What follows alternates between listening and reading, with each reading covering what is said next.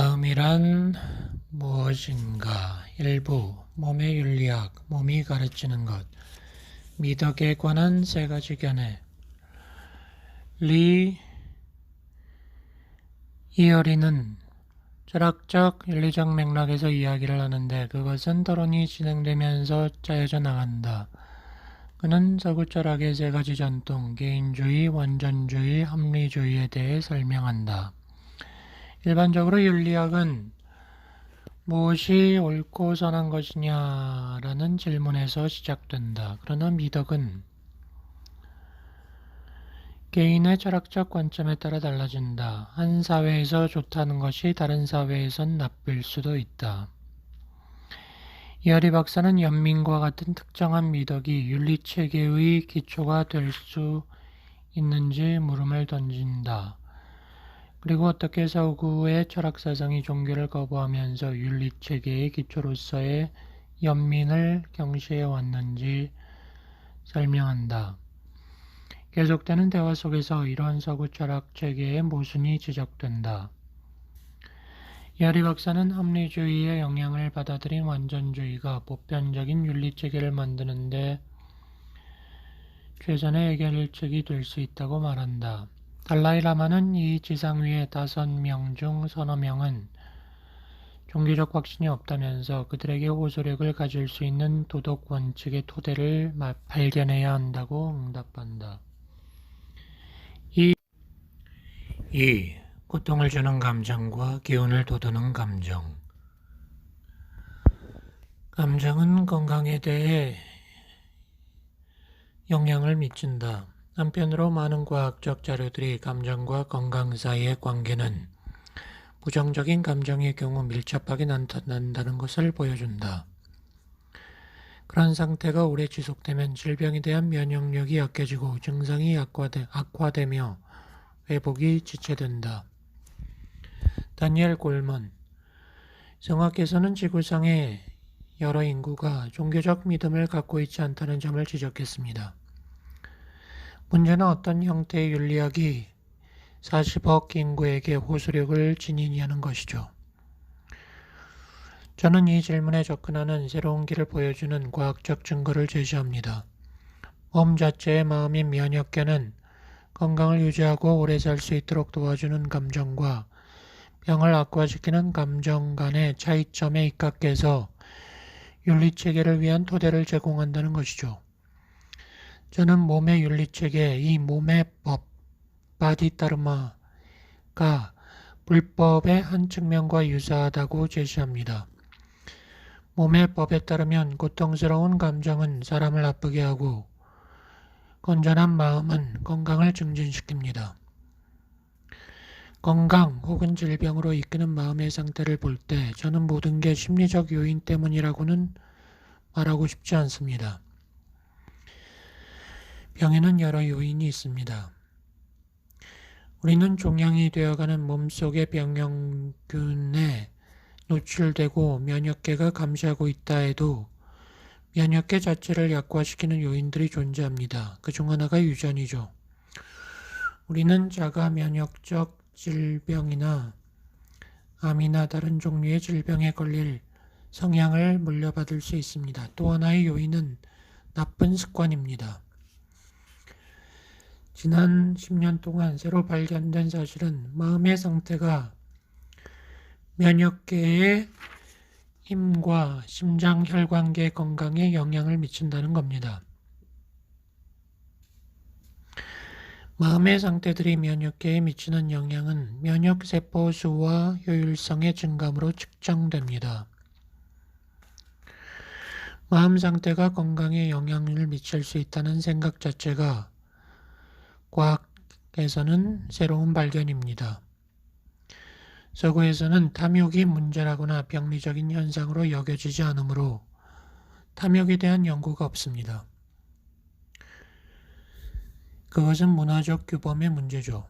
그리고 명상에 잠겨 마음의 다양한 속성을 보면서 그것이 어떻게 질병에 영향을 미치는가를 탐구하는 일은 과학의 한계를 넘어섭니다.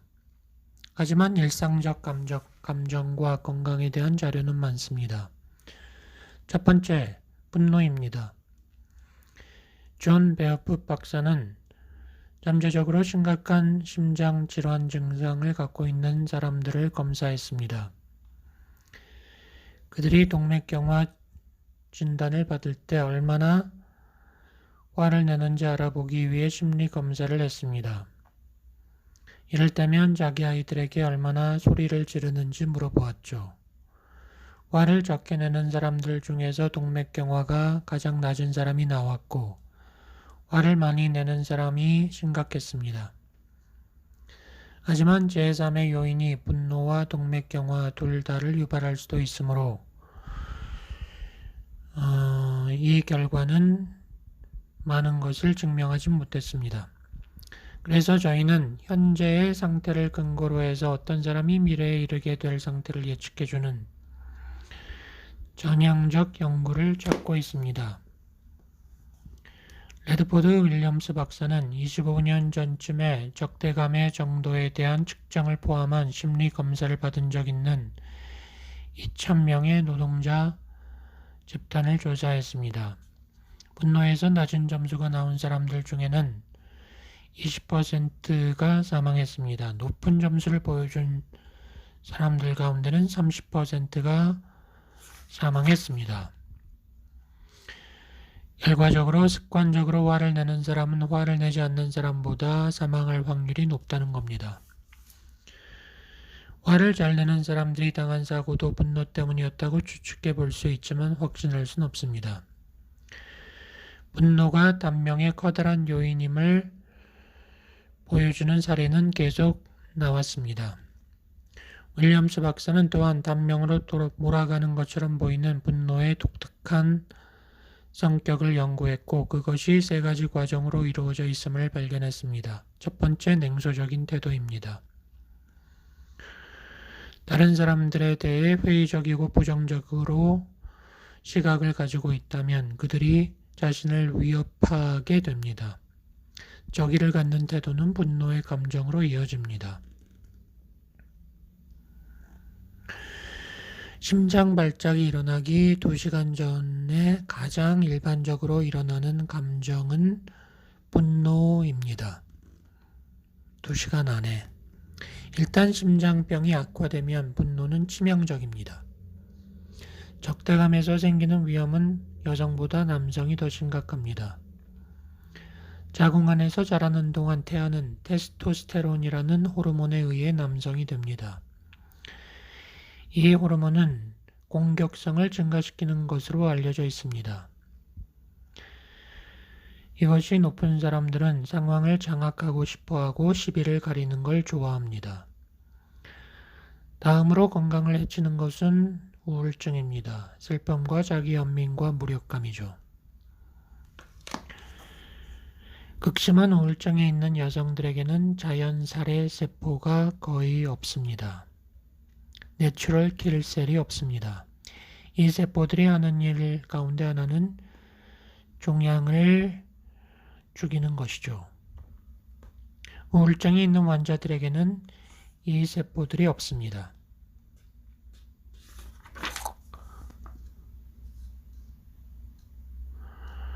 아비달마 체계에서 불안정이라고 들뜸이라고 일컬어지는 스트레스로 넘어가 봅시다. 한 실험에서 전에는 한 번도 서로 본 적이 없는 수컷 원숭이 5마리를 우리에 가두었습니다.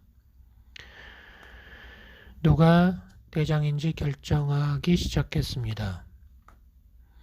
연구자들은 매달 원숭이 2마리를 꺼내고 새 원숭이 2마리를 집어넣었습니다.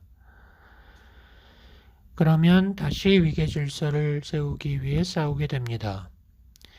이렇게 1년 동안 원숭이들을 교체했고 한편으로는 5마리 모두 변화 없는 다른 원숭이 집단을 두었습니다. 구성원이 교체된 집단에 속한 원숭이들에게서 동맥경화가 나타났습니다. 우두머리는 가장 많이 싸워야 했기 때문에 심장병을 앓았습니다. 다른 집단에서는 우두머리의 동맥이 가장 건강했습니다.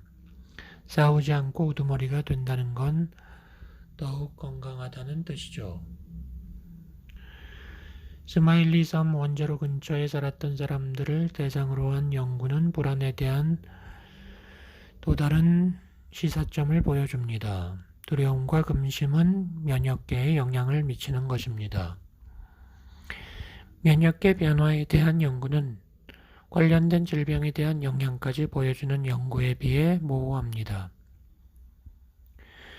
엄청난 스트레스를 받으며 전공시험 공부를 하는 의과대생들은 감기나 독감에 많이 걸립니다. T세포와 B세포의 수가 떨어집니다. 전체적으로 마음의 동요와 고통이 건강의 위험을 높인다고 보면 됩니다. 마지막으로 고통을 주는 감정 가운데 억압이나 부인이 연구되고 있습니다. 그런 감정 상태는 아비달메에서 말하는 무지나 망상과 관련이 있습니다. 억압자들은 천식, 고혈압, 감기 같은 질병에 민감하죠. 건전한 정신 상태를 보면 우리는 이제까지와 정반대의 상황을 보게 됩니다. 평정 상태를 생각해 보십시오. 마음을 고요하게 하는 연습이 몸의 긴장을 풀어주게 됩니다. 바이오 피드백을 이용하는 방법은 쉽게 걱정에 빠져드는 사람들의 이마 한가운데 근육에 정극을 연결하는 방법인데 이것으로 T세포와 B세포가 증가하게 됩니다. 긍정적인 또 하나의 마음 상태는 낙관입니다. 낙관은 감정이라기보다 삶의 나쁜 일을 어떻게 설명하는 것과 관련이 있는 태도, 관점인데 우울해지지 않게 도와줍니다. 또 중요한 것이 사회적 연대감, 우정인데 이것이 스트레스감을 완화시켜 줍니다. 또 다른 긍정적 마음 상태는 기쁨, 행복감입니다. 코미디 영화를 보는 사람들은 코티졸 호르몬 수준이 감소되고 내추럴 킬 세포가 증가하는 것으로 나타났습니다. 웃음은 중요한 역할을 합니다. 마지막으로 자애가 있습니다. 테레사 수녀가 사람들을 돌보는 사랑이 넘치는 영화를 보여주자 T세포의 수가 증가했습니다. 이렇게 마음의 긍정적 상태와 부정적 상태에 대한 연구들을 보았습니다. 감정이 건강에 미치는 영향, 특히 강력하고 만성적인 부정적 감정이 미치는 악영향에 대해서 증거가 분명히 있습니다. 이런 과학적 영향이 진전되어 앞으로 나올 증거들에 의해 입증된다면 리가 얘기했던 아무런 종교적 믿음 없이 내가 원하는 것은 무엇이든 성취한다는 개인주의적 윤리만을 가진 사람들에게 어떻게 윤리적으로 살아가도록 납득시킬 것인가라는 문제에 한 가지 대답이 될 수 있을 것입니다. 화내지 않고 사랑하며 사는 일은 자신의 이익을 위해서라고 말할 수 있겠죠. 2부 생물학적 근거 마음이 몸을 치유한다. 3. 몸의 자아 프란시스코 바렐라 면역계는 바로 나입니다. 프란시스코 바렐라는 면역계의 구조와 기능을 설명하면서 면역계를 제2의 두뇌라고 부른다. 면역계와 신경계 모두 자기조절 기능이 있으며 외부 환경에 대한 몸의 반응을 조절한다는 점을 지적하면서 두 체계 사이에 유사성이 있다 한다. 면역계는 신경계가 그런 것처럼 기억하고 배우고 적응할 수 있다. 인지적 감각이 아니라 생리적 감각을 통해 그런 일을 한다.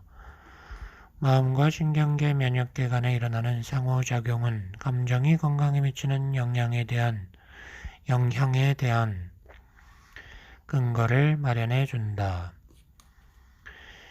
이 같은 상호작용이 일어난다는 것을 입증해 주는 것으로는 신경계에 의해 인지된 스트레스는 면역계의 작용을 방해하며 면역 반응은 종소리를 들으면 침을 흘리는 개처럼 쫓거나 될 수 있다는 점을 든다. 신경계와 면역계 간의 민감한 조율에 대한 연구는 생물학의 새로운 하위 분야인 정신신경면역학,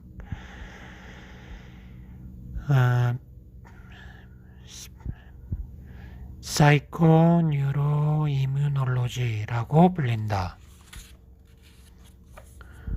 신경학, 면역학, 심리학이 상호 의존한다는 전제는 많은 탐구들의 개념적 토대가 된다. 두뇌와 감정. 클리프 샤론. 개방적이고 적극적인 아이들은 주안의 앞부분이 활성화된 것으로 나타났습니다. 지난 10년 동안 쏟아진 연구들은 두뇌가 감정을 어떻게 통제하는지를 보여주었다. 연구자들은 감정을 조절하는 중추는 두뇌 깊숙이 되뇌 변형계라 불리는 되뇌 피질의 아래쪽을 꼬리 모양으로 에워싼 연속된 구조 안에 있다고 주장했다. 최근의 신경학적 자료를 보면 감정적 충동은 변형계 중심에서 비롯되는 반면 감정을 표현하는 방식은 바로 뒤의 이마 바로 뒤에 전두엽 피질에 위치한 좀 더 나중에 진화된 구조에 의해 통제된다. 전부 전두엽의 양옆은 다양한 감정적 반응들을 다루는 것으로 보이는데 오른쪽에서는 괴로운 감정들, 왼쪽에서는 행복감, 긍정적 감정을 조절한다. 이런 신경과학의 연구 성과들은 우리의 정서 생활의 역학을 이야기한다. 우리가 느끼는 감정과 그것을 다루는 방식은 전부 전두엽과 다른 광범위하고 서로 연결된 두뇌 회로의 지배를 받는다. 클리프 샤론은 위스콘신 대학 정서적 신경과학연구소 책임자로 있는 동료 리처드 데이비슨의 주도로 이루어진 실험에 대해 말한다. 두뇌가 어떻게 우리의 정서적 실제의 모습들을 조직하는지 보여준다. 그는 감정이란 말의 의미를 곧잘하는 데서 시작하여 다양한 이론적 모델들 아래서 고안된 감정과 두뇌의 연구 방법을 설명한다. 그리고 행복감과 혐오 같은 감정, 더 넓게는 접근하거나 회피하는 성향, 집착과 혐오에 대응되는 개념으로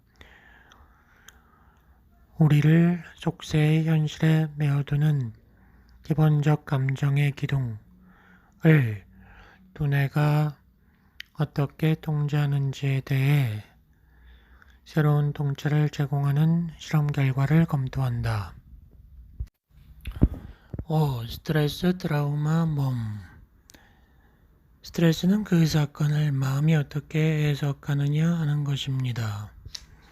스트레스라는 말은 20세기 후반에 흔하게 사용되다 보니 의미가 모호하다. 학술적으로 보면 스트레스 반응은 몸의 비상수단, 공격, 도피, 기제를 작동시키는 불리한 상황에 대한 심리적, 신체적 반응인데 이 반응이 일어나면 몸이 도전에 맞서도록 다량의 호르몬이 분비된다. 불행히도 현대의 삶은 우리가 맞서지도 도망가지도 못할 때 끊임없이 이런 반응을 일으키고 이는 고혈압, 근육기, 근육긴장, 초조불안, 우울, 면역효율성 저하로 이어진다. 다니엘 브라운은 어떻게 스트레스가 특정 질병의 원인이 되는지 보인다. 그는 바이오 피드백, 명상, 최면을 포함하는 행동요법을 만성질병의 치료와 예방에 적용하는 행동의학에 기대를 건다. 병을 유발하는 내외적 요인에 대해 논의한다. 스트레스가 어떻게 신경계의 기능에 영향을 미치는지, 그리고 만성 스트레스가 쌓이면 몸에 어떤 결과가 나타나는지 설명한다.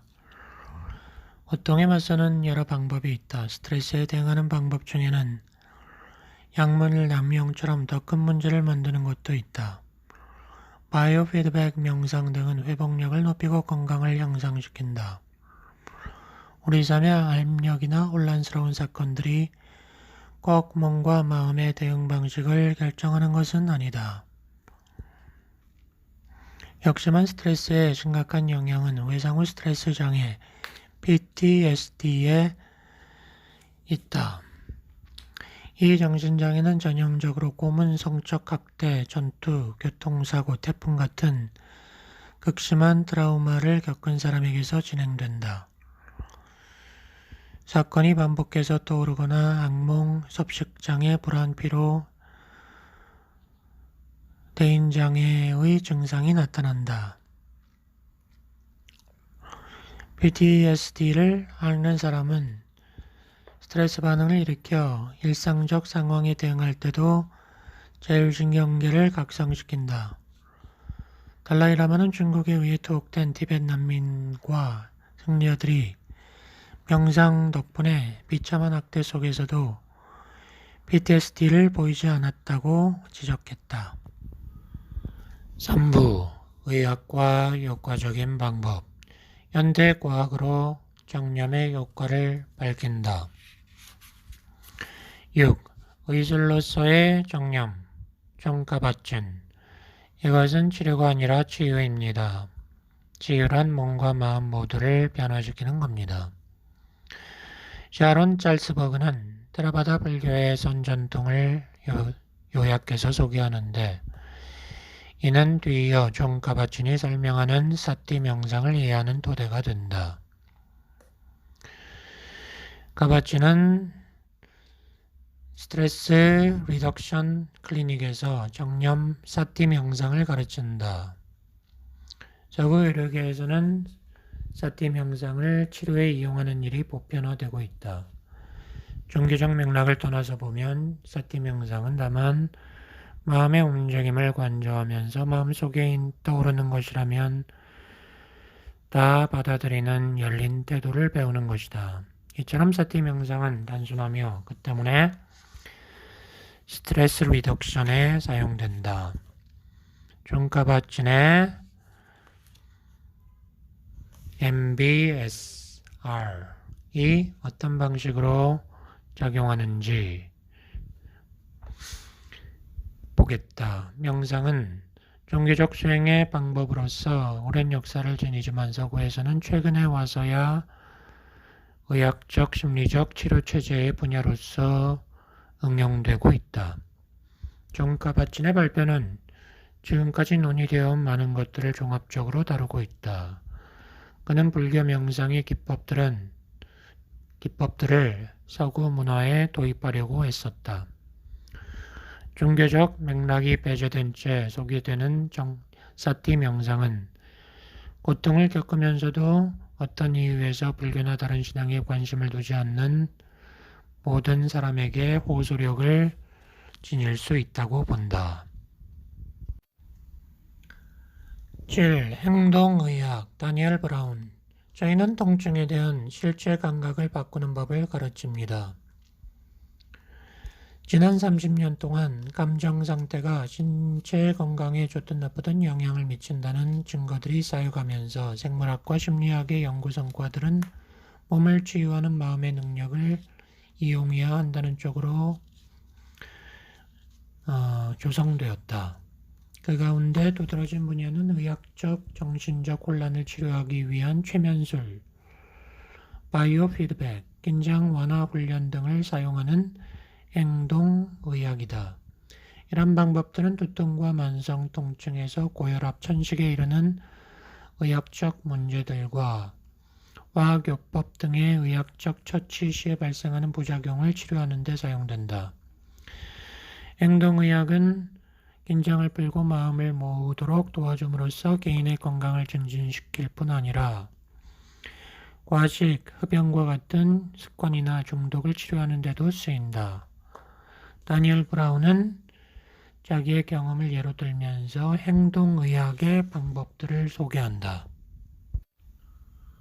4부 감정과 문화, 동서양의 비교, 동양 문화와 서양 문화는 감정을 어떻게 바라보는가? 8. 기독교와 불교 전통에서의 미덕. 달라이라마, 불교에서 미덕은 행복을 가져오는 원인을 추구하는 것이고 악덕은 고통과 번뇌를 가져오는 원인을 추구하는 것입니다. 리 이어리는 기독교와 유교 전통 내의 미덕과 악덕의 특징을 비교하는데 그 중에는 불교 전통과 겹치는 부분이 있다. 그는 13세기 기독교 성직자였던 토마스 아퀴나스가 세운 미덕과 악덕에 관한 도식에 초점을 맞춘다. 이어리 박사는 아퀴나스가 말한 미덕과 악덕의 목록은 종종 불교와 유교 사상가들이 생각한 목록과 같다고 한다. 그의 발표에 이어 달라이라마는 미덕에 대한 불교적 관념을 논의하고 이는 행동 자체와 함께 그의 동기가 고려되는 대화로 발전한다. 또한 폭력이 정당화되거나 행동이 덕스럽지 않을 때와 같은 도덕적 딜레마에 대한 토론이 이루어진다. 그 자존감의 뿌리, 동서양의 차이. 샤론 짤스버그. 서양인들은 흔히 행복해지기를 바라면서도 스스로 그럴 자격이 없다고 느낍니다. 언어와 문화는 우리가 감정을 해석하고 정의 내리는 방식에 영향을 미친다. 예컨대 일본의 류간, 거칠게 말한다면 유간, 거칠게 말한다면 미학적인 합일의 순간의 느낌이나 인도에서 언어의 경계를 넘어선 인식을 뜻하는 라사에 해당하는 영어 단어는 없다. 마찬가지로 티베트어에는 영어의 이모션에 해당하는 단어가 없다. 또한 평정이라는 개념은 행복에 대해 티베트인이 갖고 있는 개념에서 중심적 의미를 갖지만 영어에서는 주요한 감정 상태의 하나로 포함되지 않는다. 명상과 의식의 섬세한 양상들을 가리키는 엄청난 수의 티베트 단어에 대응하는 영어 단어는 없다. 감정은 문화라는 안경을 통해 경험된다. 감정에 대한 이런 토론에서 기조가 되는 물음은 역사적이고 문화적인 조건이 새로운 감정이나 표현을 생겨나게 했느냐는 것이다. 적절한 예가 자존감이다. 달라이라마는 많은 서양인들이 낮은 자존감 때문에 고통받는다는 말을 듣고 놀란다. 티베트 문화에는 자기 혐오나 자기 비하가 없다. 그래야 그런 상태의 근원, 그리고 심리학적으로 불완전함을 의미하는 공허감과 불교 수행에서의 비어있음에 대한 깨달음 간에 존재하는 차이를 놓고 토론을 한다. 달라이라마는 후자를 자신에 대한 자해의 연마와 함께 낮은 자존감의 치료제로서 제시한다. 5부 의식의 본질 10. 마음, 두뇌, 몸. 프란체스코 바렐라. 성화. 신경과학에서는 의식이란 무엇인가에 대해서도 합의가 이루어지지 않았습니다. 이 장의 주제는 감정과 인지, 두뇌 활동 간의 관계이며 이는 자각 또는 의식의 본질이라는 문제로 이어진다. 의식이 두뇌의 발현적 자질인가 아니면 섬세한 형태의 독립된 실체인가 하는 것은 과학과 불교가 나눠지는 지점이다. 불교와 서구신경학 간의 차이는 의식의 속성에 관한 것이다. 서구의 과학자들은 의식을 설명하는 문제는 두뇌 안에 존재하는 의식의 신경상관물을 밝혀냄으로 풀 수 있다고 한다. 한 이론에서는 그것이 의식의 양상과 관련된 뉴런의 회로 위치를 찾아내고 다른 회로와 어떻게 연결되어 있는지를 알아냄으로써 가능하다고 한다. 여기에는 무수한 세포들의 신경 네트워크 간에 일어나는 엄청난 상호작용의 결과로 의식이 출현한다는 것이다. 그러나 신경과학자들은 현재 뉴런의 복잡한 집합체가 어떻게 그 자신을 의식할 수 있는지에 대해서는 모른다는 것을 인정한다. 또한 신경과학 연구에는 환원주의가 전제되어 있다고 지적받기도 한다. 현대과학에서는 의식에 관한 난제를 놓고 활발한 토론이 이어지고 있으며 의식을 생리적 과정으로 설명하는 관점에서 벗어나고 있는 듯하다. 아직까지 결론은 없다. 이와 대조적으로 티베트 불교에서는 인지작용을 8가지로 분류한다. 아뢰야식, 말라식, 그리고 육식이 여기 포함된다. 마음의 근본적인 이원성, 의식의 대상과는 구별되는 자아에 대한 지각은 가장 심층적인 의식인 아뢰야식에서 나타난다. 말라식은 종잡을 수 없이 광범한 생각의 핵심으로 인지작용을 이룬다. 육식은 아니비설신 의의를 뜻하는데 6번째 의식은 나머지 5가지의 감각작용을 조정 통합한다. 불교에서 명상은 마음을 안정시켜 주의 깊게 살펴보기 위한 것이며 마침내 감각과 생각을 넘어 마음의 모습을 깨닫게 해준다. 의식은 두뇌 활동의 발현적 기능이라는 서구의 믿음은 불교적 관점에서 보면 유물론적 입장이다. 불교에서는 많은 형태의 의식이 두뇌 그리고 감각작용과 관련이 있다 하더라도 의식의 어떠한 미묘한 요소는 두뇌에 한정되지 않는다고 본다. 본래적 의식은 일반적인 의식을 넘어선다. 만물에 존재하는 불성은 몸이나 두뇌에 기반두지 않는다. 이 2가지 입장은 달라이 라마의 질문으로 시작된 대화에서 지적 긴장의 배경이 된다. 11. 미묘한 의식. 과학철학자 토마스 쿤의 용어를 빌리면 불교와 신경과학은 차별적인 패러다임을 대표한다. 신경과학자들이 나름의 방법을 가진 패러다임 내에서 훈련받는 것처럼 불교학자들과 수행자는 다른 이론체계 내에서 수련하며 의식의 풍경을 탐구한다는 것이다. 달라이 라마는 신경과학 내에서는 발견되지 않는 미묘한 의식을 시사함으로써 서구 신경학의 패러다임에 도전할 수 있는 현상들을 이야기한다. 예컨대 사후체험과 명상상태 등이다. 일반적 과학은 지배적인 패러다임 안에서 문제를 풀어간다. 주기적으로 패러다임에 부합되지 않는 새로운 발견이 나타나고 그러면 낡은 패러다임을 버리고 새로운 패러다임을 만든다. 달라이 라마는 서구에서 나오는 과학적 자료들이 불교적 패러다임을 변경할 수 있음을 인정하지만 서구 과학의 패러다임을 바꿀 수 있는 현상들이 과학의 변경 너머에 존재한다고 암시한다. 6부 보편적인 윤리. 자비와 애정이 인류 보편의 윤리 기반이다. 12. 의술과 자비. 달라이 라마. 인간적인 애정이야말로 인간 본성의 기초라고 믿습니다. 자비와 보편적 책임감의 원리가 어떻게 현대문화의 구조 속에 어우러질까? 달라이 라마는 자비와 인간의 본성, 윤리를 탐구하면서 우리 모두가 행복을 바라는 존재라는 인식에 기초한 보편적 책임감을 옹호한다. 타인도 우리처럼 행복을 바라며 고통을 피하고 싶어 한다는 것을 깨달으면 관용을 베풀 수 있다. 또 달라이 라마는 인간에게 협력은 본질적이라고 본다. 한 개인이 어떤 역할을 맡고 있건 간에 가장 중요한 일은 그 역할과 책임들은 상호의존적이며 인간은